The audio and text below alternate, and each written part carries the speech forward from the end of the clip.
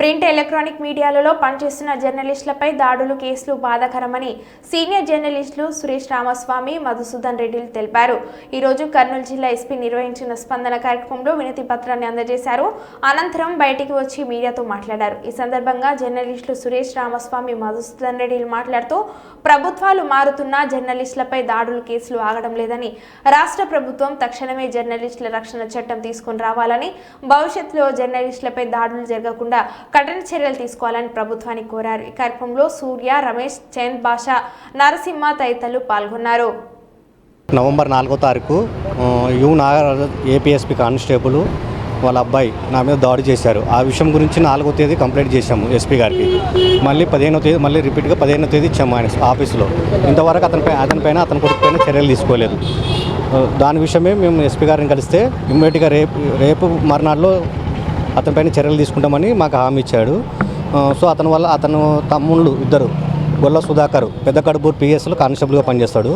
ఇంకో తమ్ముడు దత్త తమ్ముడు ఆడ కారు నడుపుకుంటాడు, హైదరాబాద్ పోలీస్ బోర్డు పెట్టుకుని తిరుగుతుంటాడు కర్నూలు నుండి. వాళ్ళ వల్ల నాకు ప్రాణహాని ఉంది. ఆ విషయం ఎస్పీ గారికి ఈరోజు కంప్లైంట్లో వివరంగా ఇచ్చాము. నాకు కానీ నా కుటుంబ సభ్యులకి ఏదైనా జరిగితే నాగరాజు కొడుకు, వాళ్ళ భార్య, వాళ్ళ ఇద్దరు తమ్ముళ్ళు వాళ్ళ పేరు చర్యలు తీసుకోమని ఎస్పీ గారిని విన్నవించుకున్నాను. ఎస్పీ గారు స్పందించి ఎస్పీ గారు స్పందించి ఇమీడియట్గా డిఎస్పీ గారితో మాట్లాడడం జరిగింది. డిఎస్పీ గారు ఏదో వర్క్ మీద గూడూరుకి వెళ్ళారంటే రాగానే సాయంత్రం కానీ రేపు మర్నాడు కానీ అతనిపైన చర్యలు తీసుకుంటారని మాకు హామీ ఇచ్చారు. నా పేరు బి సురేష్ బాబు.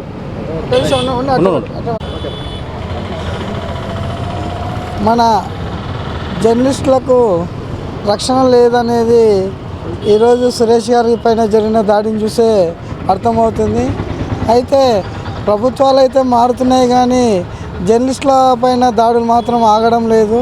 మేము ముఖ్యంగా ఒకటే చెప్తున్నాము, అయ్యా జర్నలిస్టులకు పట్ల జరిగిన దాడులపైన వెంటనే యాక్షన్ తీసుకోండి అని చెప్పేసి గత ప్రభుత్వంలో కానీ ఈ ప్రభుత్వంలో కానీ నోరు మొత్తుకుంటున్నాము. అయితే సాక్షాత్ జిల్లా పోలీస్ యంత్రాంగం దృష్టికి తీసుకెళ్ళినా కూడా ఇలాంటి సంఘటనలు పునరావృతం అవుతూనే ఉన్నాయి. అయితే గతంలో మన కొంతమంది విలేకరులపైన దాడులు చేశారు, మరి కొంతమంది పైన కేసులు పెట్టారు. అయితే ఇవన్నీ ఎందుకు జరుగుతున్నాయని చెప్పేసి మేము ప్రశ్నిస్తున్నాము. మేమైతే ప్రజా సమస్యలను ప్రభుత్వం దృష్టికి తీసుకెళ్ళడానికి, ప్రజలకు ప్రభుత్వానికి మధ్య వారధిగా ఉండేందుకే మేము జర్నలిస్టుగా వృత్తి కొనసాగిస్తున్నామే తప్ప మేము ఏ స్వార్థం కొరకో ఏ స్వలాభం కొరకో మేము చేయట్లేదు. కనుక ముఖ్యంగా తెలియజేయడం ఏమంటే ఈరోజు సురేష్ పైన జరిగిన దాడిని మేము తీవ్రంగా ఖండిస్తున్నాము. కనుక వెంటనే యాక్షన్ తీసుకోవాలని చెప్పేసి కోరుతున్నాము.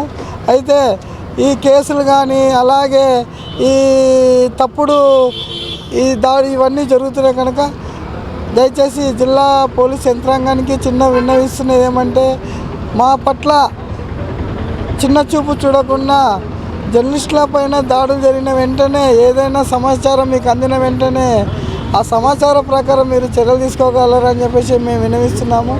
అయితే జిల్లా ఎస్పీ గారికి ఈరోజు స్పందనలో కలిసినాము సురేష్ పైన దాడి జరిగిన విషయాన్ని. అయితే అతనికి ప్రాణహాని ఉందని చెప్పేసి మొత్తుకుంటున్నాడు.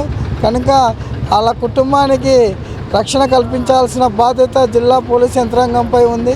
కనుక ఇలాంటి జర్నలిస్టులపై దాడులు కానీ కేసులు కానీ పునరావృతం కాకుండా పోలీసులు చర్యలు తీసుకోవాలి. లేని పక్షంలో మేము పెద్ద ఎత్తున ఆందోళన చేయడానికి సిద్ధంగా ఉన్నామని చెప్పేసి ఈ సందర్భంగా మేము తెలియజేస్తున్నాము.